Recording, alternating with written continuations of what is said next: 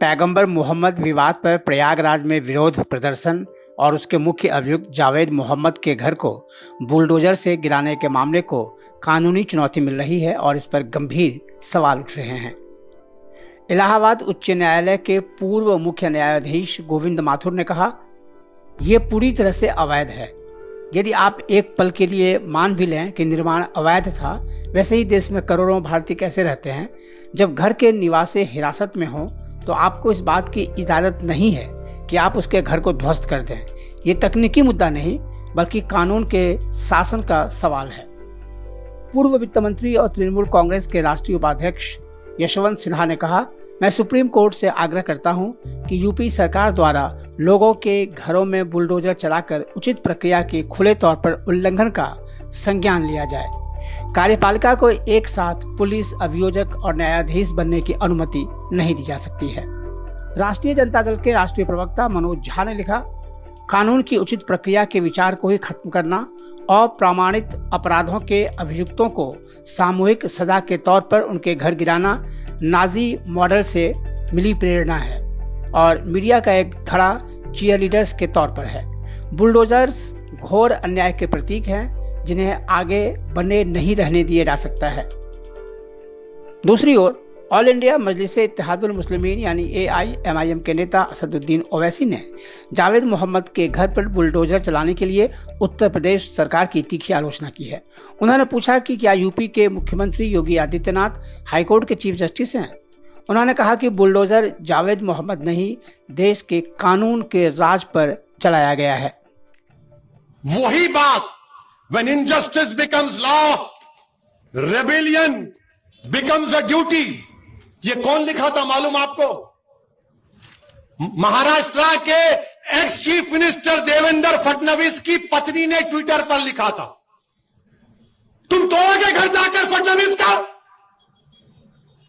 हमारा घर तोड़ दिया तुमने। तुम कौन होते अगर उसने किया? आफरीन फातिमा के बाप ने किया तो कोर्ट में चलाओ ना केस, सजा दिलाओ उसको, जेल में डालो, कोर्ट में कन्विक्ट कराओ। क्या उत्तर प्रदेश का मुख्यमंत्री उत्तर प्रदेश का चीफ जस्टिस बन चुका है कि वो फैसला करेगा कि किसका घर तोड़ दिया जाए?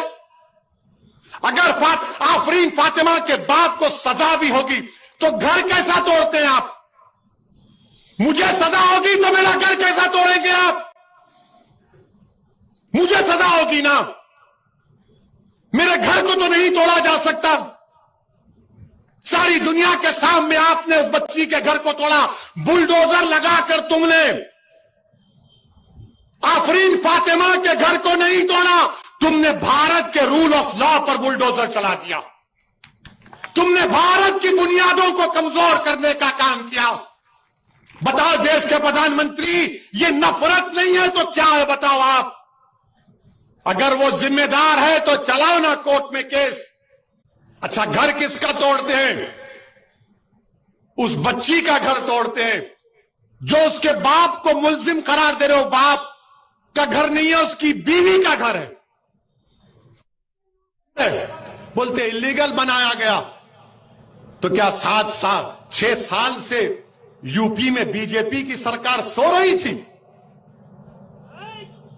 और आपने क्या किया? पत्थर फेंके, घर तोड़ दिया। जब भाजपा के एक मंत्री टेनी, उनका बेटा बाप की गाड़ी से 6 लोगों की जान लेता है, सुप्रीम कोर्ट उसकी बेल कैंसिल करती है, तो भाजपा के लोग अजय टेनी का घर नहीं तोड़ते, आफरीन फातिमा का घर तोड़ते हैं। बताओ भेदभाव कौन कर रहा है? अजय का घर है तो नहीं तोड़ा जाएगा, फातिमा का घर है तो तोड़ा जाएगा। ये कौन सा इंसाफ है?